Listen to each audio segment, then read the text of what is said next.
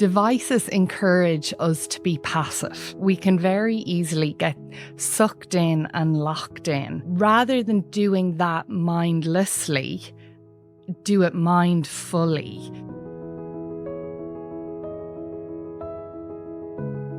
Hello and welcome to another episode of the HSE Talking Health and Wellbeing podcast. My name is Fergal Fox and today we're talking about screen time in the context of parenting and young children. Now, this is an issue which many parents are increasingly concerned about, and it causes issues in many families. And we in the HSE are becoming increasingly aware of the impact of screen time on health and well-being. So we'll be sharing some useful tips for parents today, and our guests will share their learning and insights about this area. First of all, thanks again for tuning into our podcast. Please share this episode with a friend or a group that you think will share your concern on these issues raised and could benefit from the advice. If you'd like more information about HSE Health and Wellbeing, have a look at our website, hse.ie/health and wellbeing. Follow us on X and take a look at the HSE Health and Wellbeing YouTube channel. And if you want to register for our e-zine, you can email us at healthandwellbeing.communications@hse.ie. So to our guest today, I'd like to welcome Dr. Gillian Doyle, Senior Clinical Psychologist in the Rotunda National Maternity Hospital, and Dr. Anne-Marie Casey, Senior Clinical Psychologist with Children's Health Ireland Crumlin. You're very welcome to the podcast. Thanks, Fergal. Thank you. So, screen time. What are we actually talking about here when we talk about screen time? It does seem to encompass a lot of different things, doesn't it? Yeah, absolutely. So a screen is any sort of device with a screen. Yeah. So we're talking about TVs, smartphones, tablets, computers, different sorts of gaming devices, but anything where our attention is locked on to a screen. Yeah, I think sometimes, or certainly it was become a bit of a confusing term in one way. Like screen time does seem very obvious, screen, but social media was used interchangeably with screen time as if it was the same thing, but it's not. Like screen time is that kind of broader, it encompasses maybe getting swallowed up in social media, but it encompasses all those other pieces as well. The gaming piece, that's not new, is it? Like that gaming has been around for a while, but it does seem to be something that we're kind of reminded of now in that context of broader screen time concerns. But it's still there, isn't it? Yeah, I think so. I think gaming is still something we think about and talk about. And I suppose the issue nowadays is maybe that people have games at their fingertips. Games are, in your mobile phone, because a mobile phone is more like a mobile computer nowadays. Whereas maybe in the past, we were thinking about someone being up in their bedroom playing a game. But certainly I do think that we are kind of thinking a lot more about, social media nowadays and the impact of that. Yeah, when you say that, the phones, and it's got so much, it offers us so much, Anne-Marie, doesn't it? Like it's a really convenient tool that perhaps we should step back from our concerns about children first and look at screen time for us all, that it is a reality of our lives, isn't it? Well, this is it, Fergal. I guess screen time is everybody's business. Yeah. It isn't just children, adolescents. We're actually thinking about parental smartphone use as well. And just like you said previously, if I picked up the phone to ring you, as soon as I would finish ringing you, I would have no other use for that device.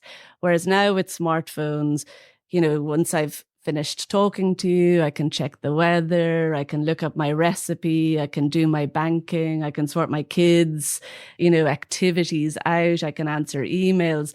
So you've literally got the world at your fingertips, as well as the potential for scrolling, as well as the potential for finding yourself down a rabbit hole of kind of exploring what else. Yeah, I think the rabbit hole is a good description of it, or you get into any little trench about any topic and your internet's at your fingertips and it's all there, whether you have the apps or whether you just on search engines. It's just, there's nearly too much information at our fingertips. Absolutely. And it's very hard to pull back from it or to put it away. But as Anne-Marie says, it's such an important device. There is no going back. Maybe phone is not a good name for it anymore. Yeah, maybe it's a mobile computer. I think if I was thinking that when we were researching this topic, if we could change it to a mobile computer, it might actually change some of our behaviours, because certainly, when phones first came out, as Anne-Marie said, it was very different. Whereas now they are such an important part of our life, for good and for ill. Yeah, I see it even from a marketing perspective, and even our own, like we're trying to communicate and engage people, and we're asking people to, like and follow us here and there and everywhere, so that people are getting notifications on their phone, and it's such an immediate attention grabbing thing, that people have their phones, and everybody that's selling is using apps that we all use and using those smart devices, it has become, as you said, we're no going back is a good term, I say. So. No going back. And actually, I was reading research looking at the kind of evolutionary psychology viewpoint of devices. And if you think about a smartphone, it's 8 or 10 inches from your face. Yeah. And at no other time in human development were we so engaged with something so close to us. We have survived as a species by looking around us, by, engaging in the full world. Whereas, when we're engaged in a device, it's almost impossible to be fully alert around us. And I guess, it really beggars kind of belief to think that we wouldn't bring awareness to what this is doing to us. Yeah. That's funny that you mentioned that, because I often end up telling my kids, like, get off your phone. You just look around, even when they're in the car. Get off the phone there and just look out the window and, be bored for a minute or try to, because it's just, as you said, it's so attention grabbing. So we need to bring attention to this attention grabbing device that we all have access to in a potentially harming way to our health and well-being. And I think just the other thing, it's not just attention grabbing, it's incredibly rewarding. And, as we engage with our phone, all of the pleasure centers of our brain are switching on. And that's why we can't disengage from our phone, and not just the pleasure centers, but also the threat centers. And that's one of the ways that social media really grabs our attention, and particularly around young people. Things like, well, if a post I put up doesn't get a like, all of a sudden anxiety is switching on. Right. Whereas if a post you put up does get a like, you're getting a nice little dopamine hit, and that feels really good. And so we want to do more of the thing that makes us feel good and less of the thing that makes us feel bad. And so we want to plug in. Yeah, so it's really cleverly designed to give you that little feedback, as you say, that dopamine feedback, and keep you hooked. Yes. And we all know these apps, like, you're talking about your Facebooks, your Instagrams, your TikToks, your whatever you have yourself. So it is evasive, isn't it? It's all around us. Yeah. You mentioned the research there. Is there anything else? Like you two guys are working in taking a closer look at this area. What's the research kind of telling you, other than the things that you mentioned already? Well, the research actually has a name now. It's called technoference, and it's looking to see how are devices interrupting daily life. Research is showing that, we can spend as much as 3 to 6 hours a day and can pick up our devices 50 to 60 times a day. There's also research emerging in England. It was a cohort of 500 adults to show that people are using their phones 11 hours a day, with an additional 3 hours with TVs and other gaming. So if you think about 14 hours a day and how much awake time you have, how is it interrupting your daily activities? There's a lot of research coming out on parental smartphone use and its impact on attachment, its impact on the first 1,000 days of a little infant and toddler's life in terms of their attuned caregiving, that sensitivity at that time of development where you need the external environment, you need the sense of attunement of your caregivers to watch and give back what consistent caregiving you need. Yeah, don't move away from that now. That is absolutely enormous, isn't it? So the technoference, I love that term. That's great. I think that's going to grow in terms of awareness. I've never heard that term before. The issue that you mentioned then about the engagement with the first 1,000 days, and I suppose it's been able to read somebody's face, isn't it? And the eyes, and that if you're giving attention to something else, isn't it?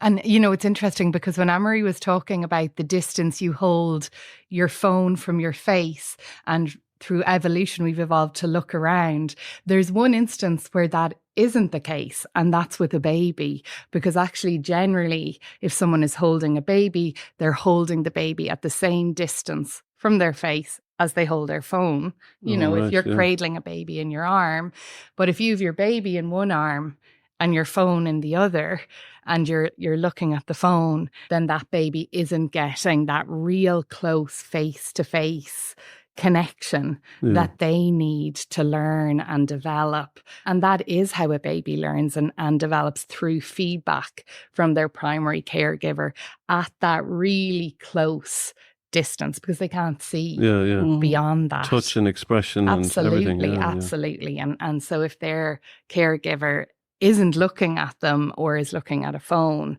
then they're just not getting that feedback. So it sounds like research is exploding in this area because of the different types of concerns that are coming up around it. Absolutely. And Fergal, there's a very interesting experiment called the still face experiment. Now, this dates back to the 1970s with Ed Tronick, an American psychologist. But it's literally a 2-minute lab experiment where you've got a little infant and a parent, and they're playing and interacting. The mom looks away and looks back with literally a still face. And the little baby, is looking out, kind of pulling at the mom's attention, and mom gives nothing back. Very quickly, the child gets so distressed, it body arches, it's crying, it's very emotionally distressed.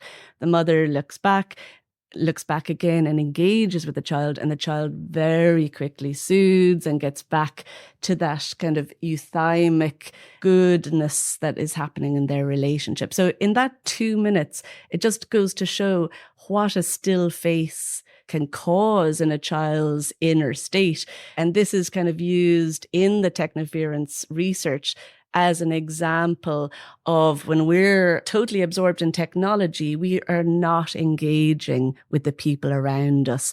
And that is very distressing in terms of our human relationships. Yeah, it's funny when you mentioned that expression back to a child. We're all taught automatically that when you see a child looking at you, you give them a smile, or you give them, I see, a child looking at you in the shop, behind the mother, and they're looking up to see what kind of warm expression you're going to give them, but they expect that.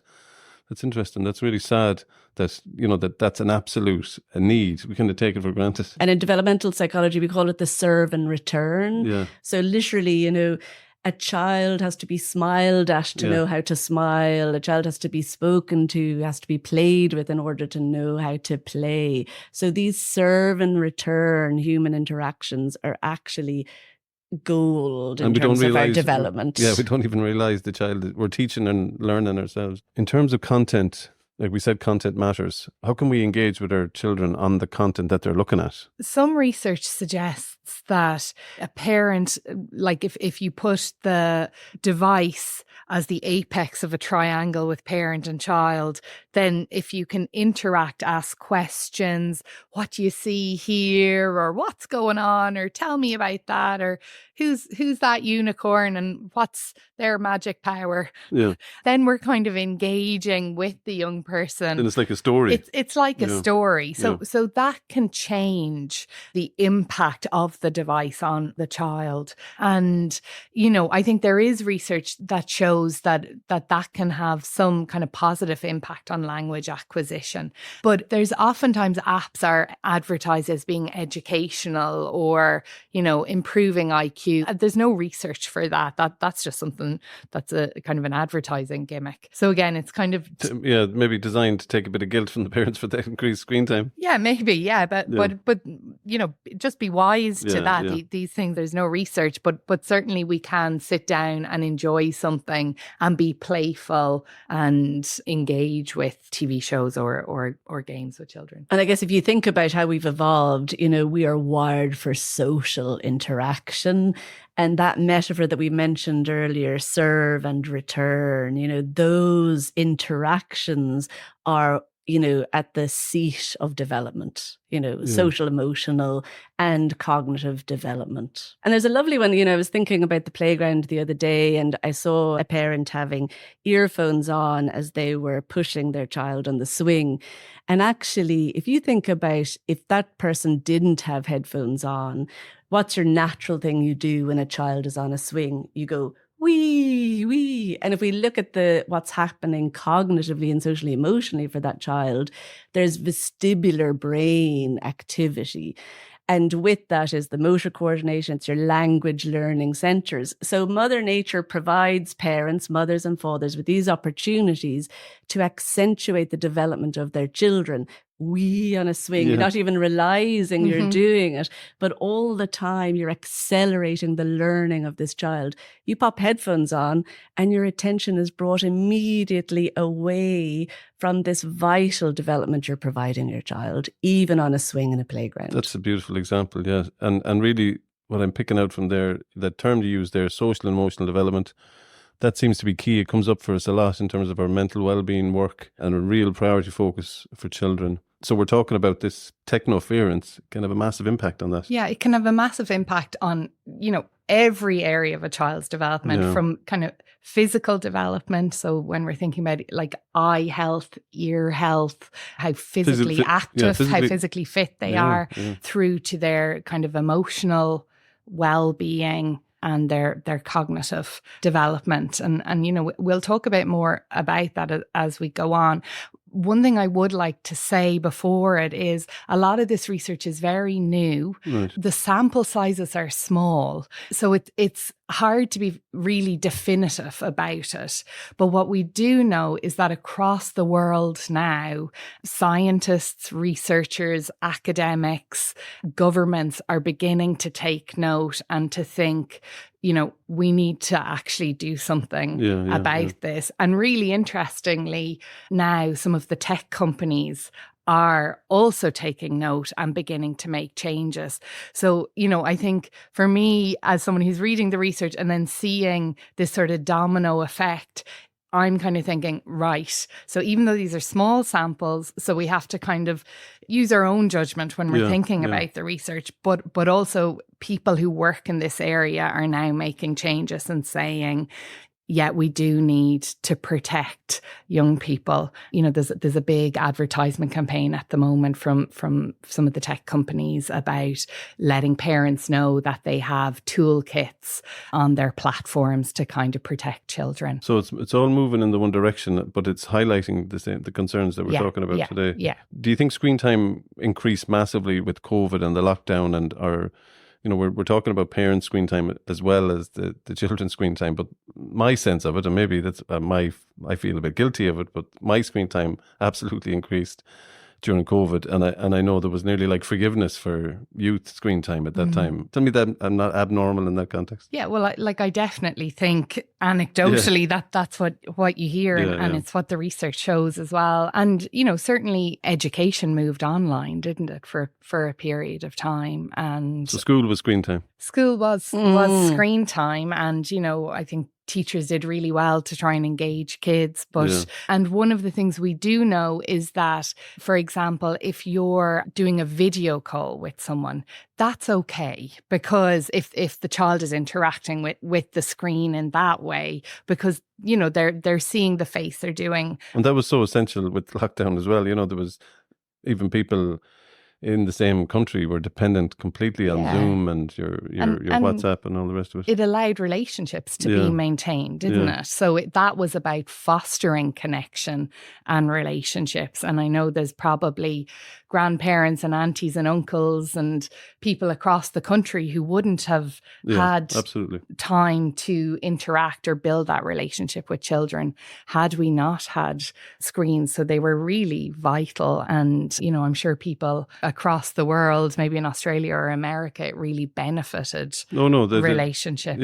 My sense is we haven't said, okay, that normal needs to be, we need to come back to a new normal. And when the new normal now is a bit more acceptance of that increased screen time. And that's not a healthy addition to us going forward, I guess. So it's how do we accommodate the benefits while being aware of the costs, isn't it? When you bring it down to the kind of brass tacks of it. So what would healthy screen time look like? We've said we kind of have accepted. We've kind of accepted that, as you said, this is reality. This can have a benefit to us. But what would healthy screen time look like in terms of your work and the advice the HSE has given out here today? Well, as all psychologists would say, that depends, Fergal. But I would recommend looking at the HSE page, Screen Time and Young People, that we have developed with the HSE. In there, it goes through looking at the stage of development of a child. So what does a 0 to 18-month-old need? What do children, as they go through their stages of development, need? And we would say that all of these conversations need to happen in the context of relationships. So it's about family agreements. It's about negotiation. It's about looking at the nuance of the benefits of gaming. You know, gaming is a play-based activity. It's creative. There's risk-taking. You know, it can expand your creativity repertoire. And also, you have to have conversations around, is it interrupting sleep? Yeah. What is the blue light? What kind of downtime is your child having? Is your child able to regulate the transition from being gaming to being off gaming? So we really are inviting families to have agreements, to have conversations, and to engage with. Just like Gillian was saying, not all devices are negative in terms of those video calls. That's an interactive family experience when you're calling an aunt in Australia, for example. Devices encourage us to be passive. So we can very easily get sucked in and locked in. Yeah. And so what Amory is talking about here is, rather than doing that mindlessly, do it mindfully. So, that we start with ourselves, and, most devices now you can check, as Amory said, how often you're on them. So what's my own use? Yeah. What's it impacting? How am I using it? Am I using it to regulate myself? And then you expand that conversation. What are the kids using? When are they using it? Why are they using it? Are we as a family using devices to help our kids regulate? And does that need to change? So what are the behaviours that aren't serving us, and what are the behaviours that are serving us? That being said, with smaller children, less is better. Okay. So, and I think all the recommendations are saying that. And the other thing to know is that devices in the background count. So if there's in the background of, so if there's a TV on, for example, and life is happening around and it. Life is happening around it. And I think again, if we mindfully think about that, if anyone has been in a room with a device, even if it's on in the background, your eye is drawn to it. That's the nature of how these, the colours attract the human eye. So small children are no different. So that counts as screen time. So it's important just to think about that. Yeah. And what are the times when in your house there is no device on? Yeah, we have to scratch your head there. Yeah. I really like the piece around the conversation, because this does seem to be a process. You just said there, Gillian, about, you need to reflect on this yourself before you go socialising or laying ground rules or trying to have the conversation. A couple of our podcasts in terms of healthy child development in relation to, I remember our discussion around relationships and sexual health, that was all about prioritising the conversation with children at different ages. This seems to be one of those, it's a healthy thing to do, to talk to your kids, obviously, but this is a tough subject. It may be a tough nut to crack, so we need to do that personal reflection and then bring it to the family members. And I love the way you said, look, when do we not have a screen on here? That could be a point of discussion to start with. And when, as you said, when are we being overly passive? Isn't that the term? Or? Yeah. And I think the other thing about these conversations is they have to be dynamic. So one of the things we know is that children change all the time. And anyone who's a parent of a young child will know, as soon as you have a grip on one stage, they're going to change. Yeah. So the conversation needs to evolve. And, I think children are becoming aware of devices at an earlier and earlier age. They might be feeling pressure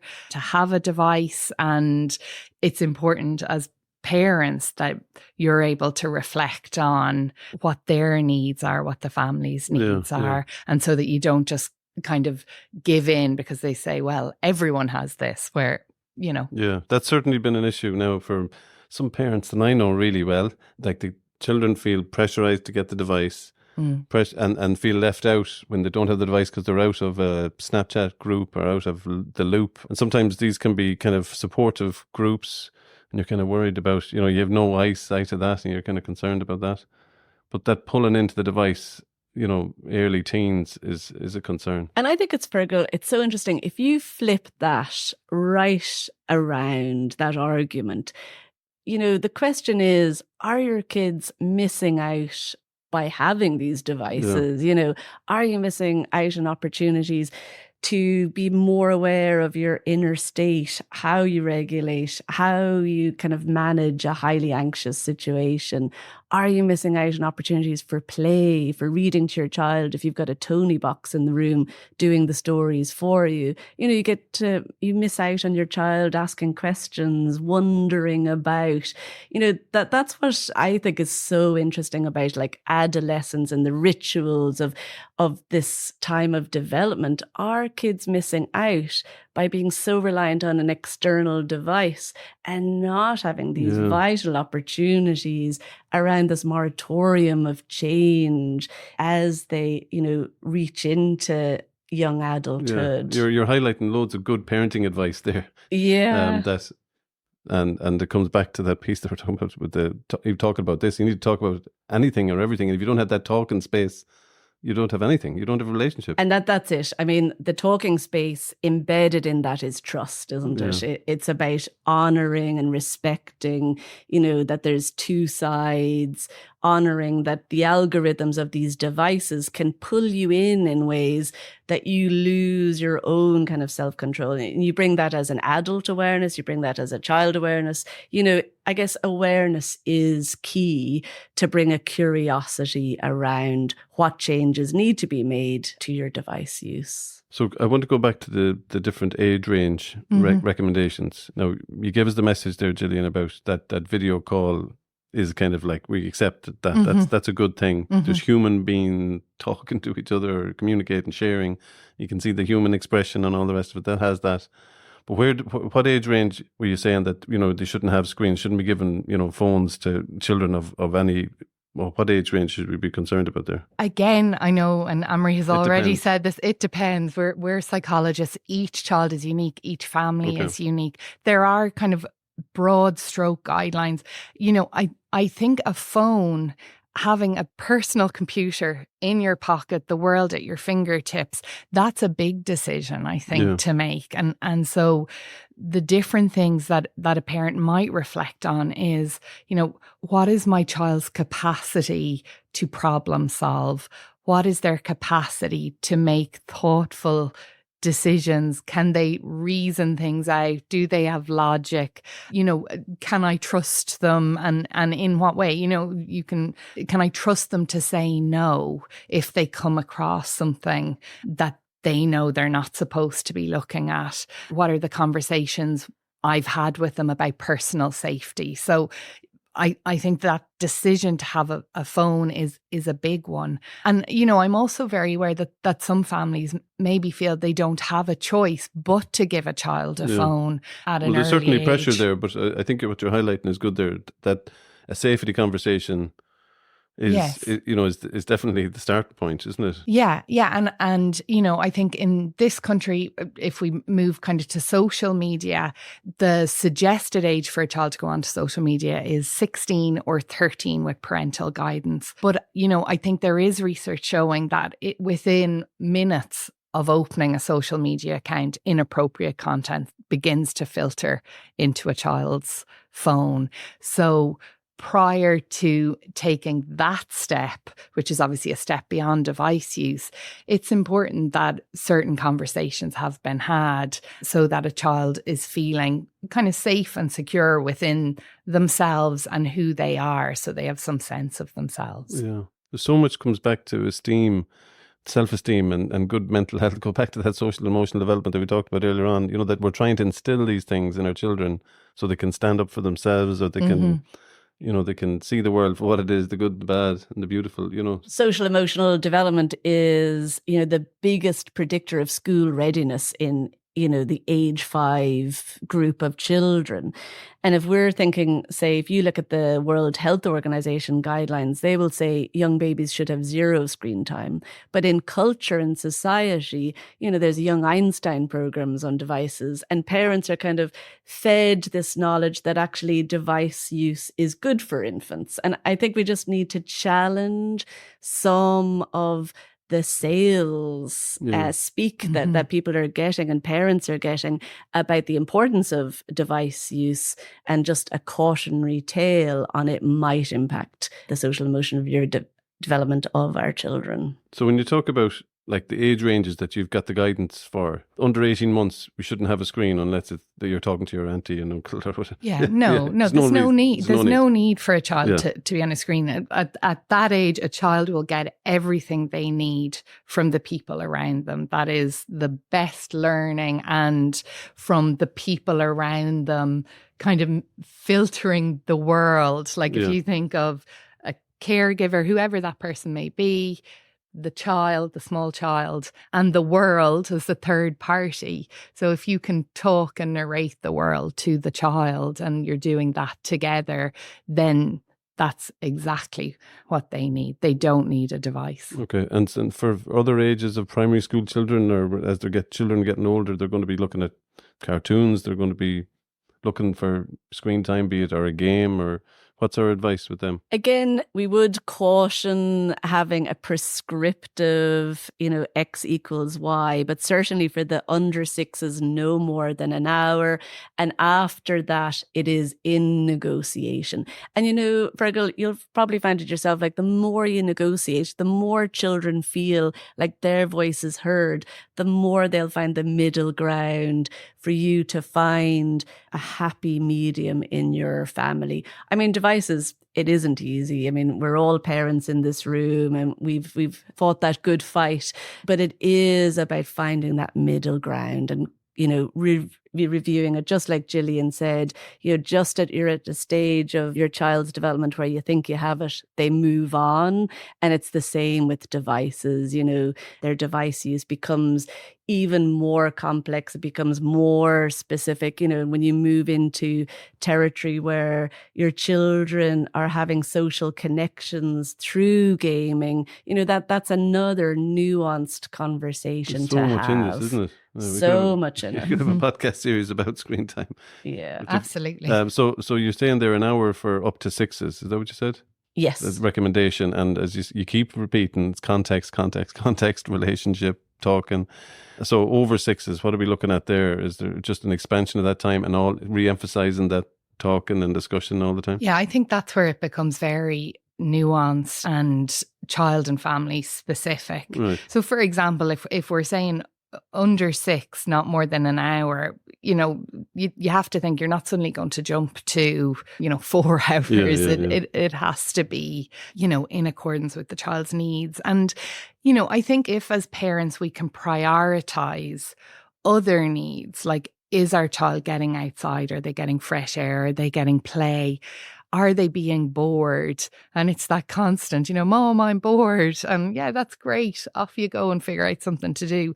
As adults, I think sometimes we feel pressure to solve everything for children, but actually that's part of their development. And you'll see kids, they have great ingenuity. They'll figure things out. They'll do something really creative, but they have to be given space to do that. And so maybe screens come after all of those other tasks have been met. Yeah. And, I was thinking this morning, it would be lovely if we had, sometimes when we think about healthy eating, we think about that 80-20 rule. If we could have something like that in terms of screen time. So, 80% of the time we're meeting all of our other needs. And then that shorter period of time is a time where you can use devices. And, I 100% feel that devices are really helpful at times for people with small kids, people with bigger kids. There's tasks that need to be done. Yeah. But it's really important that devices don't take precedence over the other really important developmental tasks that children have to accomplish. Yeah, that's really the overall message of today's episode, isn't it? Like, these are useful, we accept these are part of our life, but if we're sleepwalking around this issue and we're parenting around this issue, we're not really getting our teeth stuck into it, we'll miss a lot of what we need to consider here. Yeah. And the value of having those conversations and building our relationship, using this as another challenge in the parenting. Like, this is definitely every parent I speak to has a kind of concern about this. Yeah, and research is now showing it's one of the top healthcare concerns among parents. And research is now suggesting that teenagers are saying we're on screens too much. Wow. So they themselves are beginning to recognize that this is an issue for them. And, I think Loneliness is high in Ireland. Growing Up in Ireland survey recently showed that 13 and 14-year-olds are feeling more anxious and having more low moods than ever before. So it's really important that their capacity to form relationships is developed in the real world, so that they're feeling, if they go into a room, that they can sit down and say hello to someone, and rather than sit down and go on the phone. And what you don't want young people doing is shutting down to manage, and devices can literally shut down your emotional regulation. And you need to experience, dysregulation to find how you regulate yourself. So this coping is skills. These are the coping skills, essential coping skills. Yeah. You're saying so much truths there in terms of my own reality with my children, that I suppose what you're saying there, you have to let them live and not on a screen. And I love what you said there about being able to go into a room and talk to somebody. Because sometimes I think like social media is great, but it's nearly antisocial from what social was supposed to mean. When I was growing up, it was like engaging. You're going to a social, or you're meeting people and haven't been able to have a conversation. As you said there, Gillian, we need to be able to live in the real world. And even for you, Fergal, like, as parents as well, when we're sitting around the kitchen table and you pick up your phone, do you say to your kids, oh, I'm just going to answer Uncle Johnny here who's on the phone, or, explaining what your use is and the functionality of your use. So you're keeping the conversations live. Your attention isn't being drawn away without people knowing what it is you're doing. Are you having, a screen-free time around dinner, for example? These essential, rest and digest times with your family. Are they really enjoyable times to have those conversations rather than being drawn away somewhere else? Yeah, we had to purposely do that a few times, and using even a television program or a film and letting different people pick, but no screens allowed other than the bloody screen that we're looking at. But then that becomes something to engage about. I had a lovely experience with one of my children where I got invited him in to look at one of the old Planet of the Apes movies that were made in the 70s. And I thought he might like these, but he really, really liked it. And then, he went off and looked at another one on his own and came back and wanted to look at another one with me. But like, it was like a different type of screen time, which we don't always succeed on. I feel like I have loads of improvements to make on screen time in my house, or we have. But I found like you can use a screen sometimes, like a television or a movie there, to be engaging or be part of that relationship building. So it's not always unhealthy, I guess. Yeah, absolutely. And I know recently in our house, I have a 3 and a 5-year-old, we all sat down to watch the Irish athletes in the European Championships. And it was lovely. And we were, all kind of singing and shouting at the screen. And then we've kind of been speaking about them since. And we've had sports days and, things like that. And using, again, a screen, but as a platform to talk about something else. And find mutual joy. And I guess our big message in all of this, Fergal, is about the good enough. What's good enough.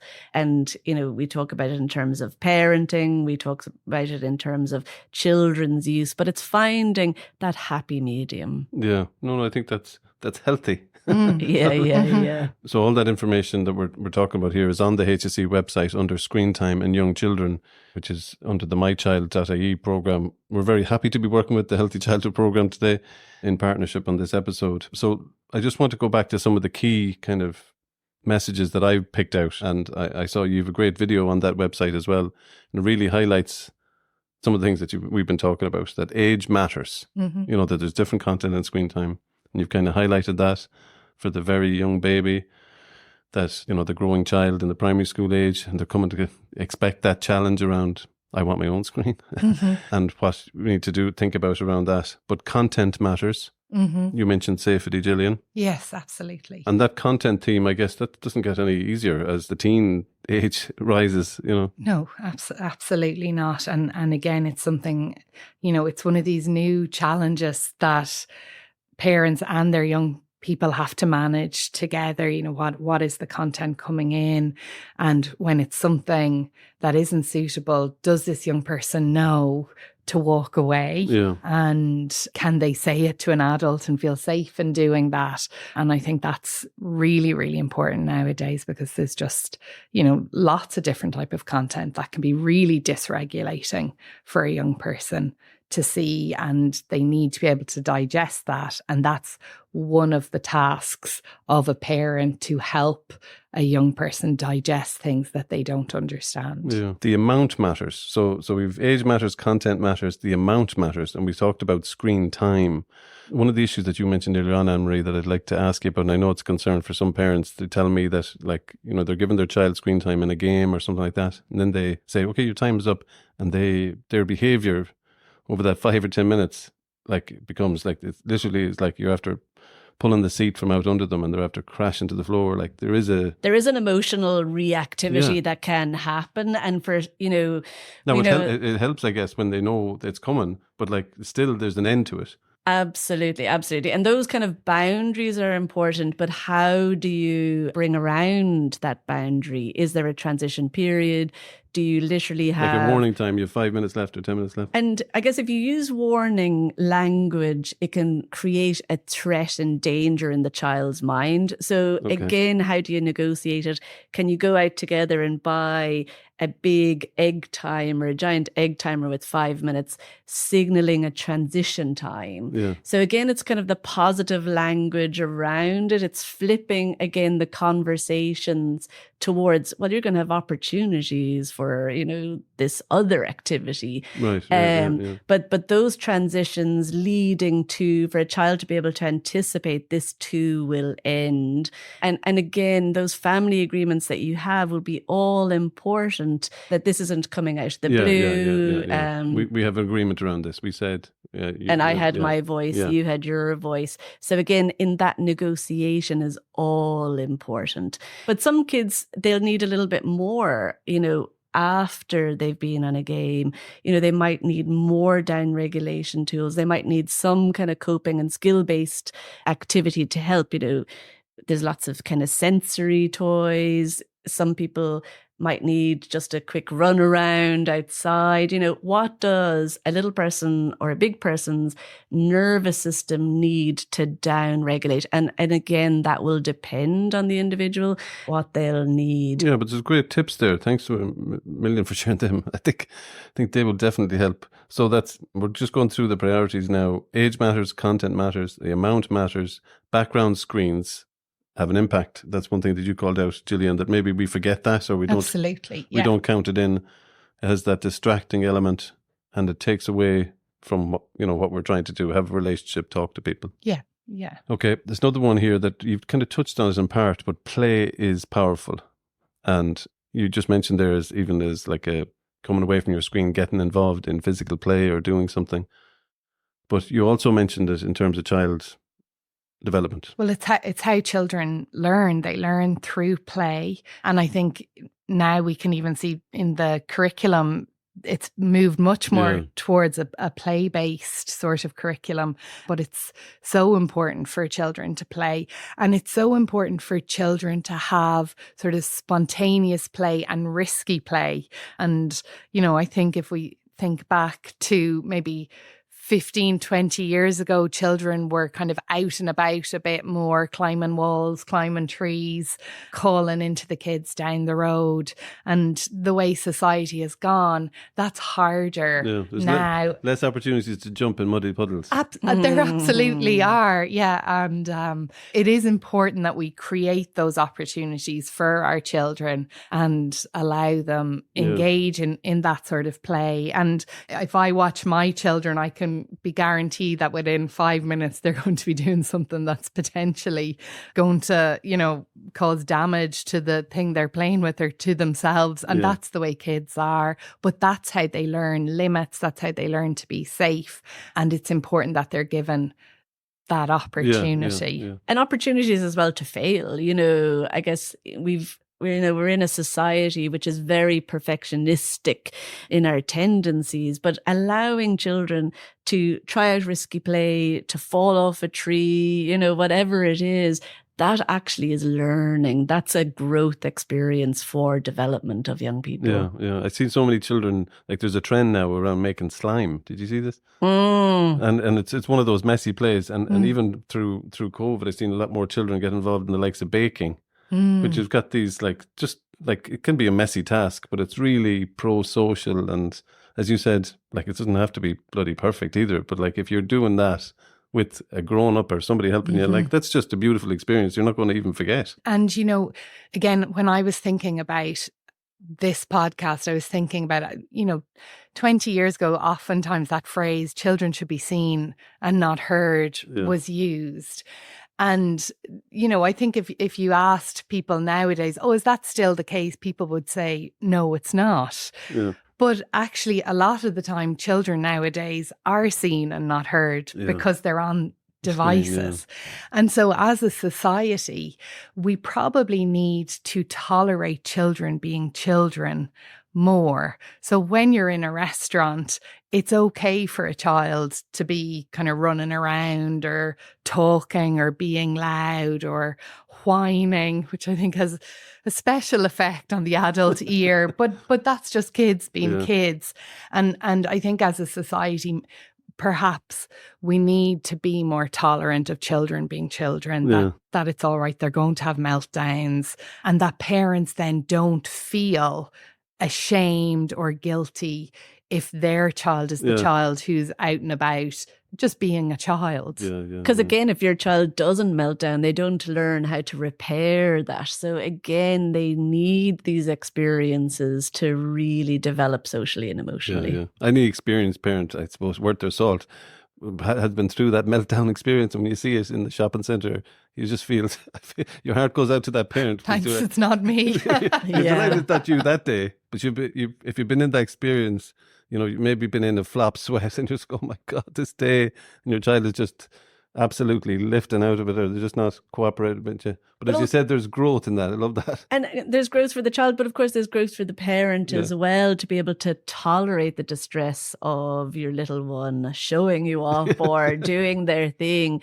That's a growth experience for a parent. And of course, as your child ages into adolescence, your heart is literally in your mouth, waiting for them to come home, waiting for, to hear them on the phone, that they send a text saying, I'm all right, I'm safe, whatever it is, So I think there's growth for both the parent and child to tolerate these experiences. So the next priority I want to highlight here is screen-free times. So they're a healthy thing to do. Absolutely. And, there are recommendations now that you would have screen-free days. And that just gives people an opportunity to do something else that the child isn't either working towards using their screen or regulating coming off of it. Cutting out the technoference. And again, if you think about that 8 to 10 inches away from your face, removing that distraction, of course, you're inviting in the world. What else is there in the world to take notice of,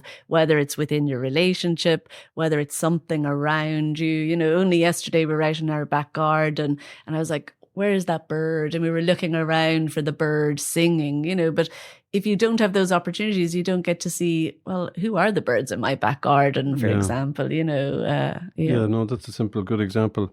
And the last priority shout out here is around parents modelling, so let's give some, as we kind of finish up this podcast, let's give a bit of encouragement to the parents here in a positive way, because we don't like parents are sucked into this vortex as well, aren't they? Absolutely. I think, again, we've kind of come full circle here. The first step is about developing an awareness of your own screen use and how you use it. And sometimes I think a screen or screen times for parents can replace taking a break, because there's this sense of, I can't be seen to take a break. But actually, it might be really nice for a parent to say, I'm just going to take 15 minutes here, or, I have my tennis lesson tonight, or you have your piano, or whatever it is that you're actually modeling then putting down your screen and living a life that's full, or I'm going for a walk with my friend. And so then your kids can say to you, oh, who's your friend? Who are you meeting? And, that's such and such, Mammy.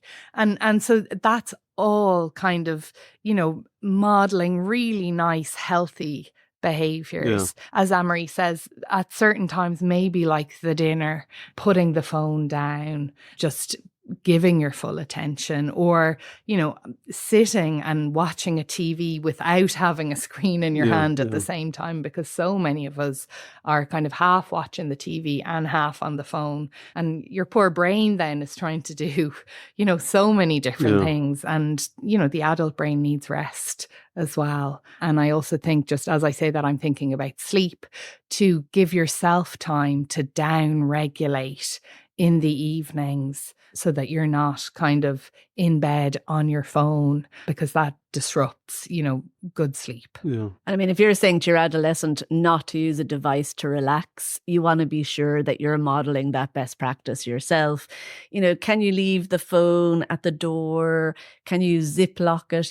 And actually research is showing, Miriam McCaleb in New Zealand, people are actually having to physically remove themselves from their phone because our attachment is such, because of the algorithms are so sensitive to, our needs and the function of these getting phones. Those dopamine hits. Getting these dopamine hits, the habits, the all-consuming nature of what these devices can provide. We literally have to leave them aside, give ourselves distance from them to be able to move away. So how powerful for our children to be able to see us modeling that.